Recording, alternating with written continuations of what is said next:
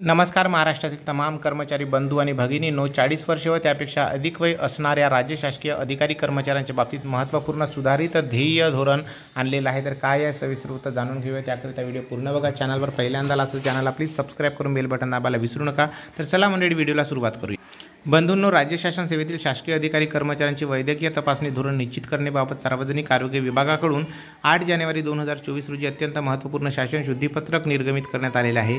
राज्य शासनाच्या सार्वजनिक आरोग्य विभागाकडून 22 एप्रिल 2022 रोजीच्या तसेच सामान्य प्रशासन विभागाच्या 8/12/2022 रोजीच्या शासन निर्णयानुसार राज्य शासन सेवेत कार्यरत असणारा अधिकारी कर्मचारी ज्यांचे वय 40 ते 50 वयोगट दरम्यान आहे त्यांना वर्षातून एकदा, तर त्यांचे वय 51 पेक्षा अधिक आहे त्यांना दरवर्षी वैद्यकीय तपासणीकरिता 5,000 रुपये इतक्या रकमेपर्यंत खर्चाची प्रतिपूर्ती अदा करण्यास मान्यता देण्यात आली आहे. याकरिता राज्य सरकारी अधिकारी कर्मचाऱ्यांनी सरकारी तसेच निमसरकारी रुग्णालये तसेच वैद्यकीय महाविद्यालये तिथे वैद्यकीय चाचण्या केल्यास त्या निःशुल्क अथवा नाममात्र शुल्क असल्याने त्यांची प्रतिपूर्ती आकारण्यात आलेल्या शुल्काच्या मर्यादेत अनुज्ञेय असणार आहे. सदर शुल्क प्रतिपूर्ती एकूण मर्यादा ही रुपये 5,000 रकमेपर्यंत असणार आहे. सदर प्रतिपूर्तीची मागणी करताना वैद्यकीय चाचणी केल्याचे संबंधित संस्थाचे मूळ देयके आपल्या कार्यालयात सादर करणे बंधनकारक आहे.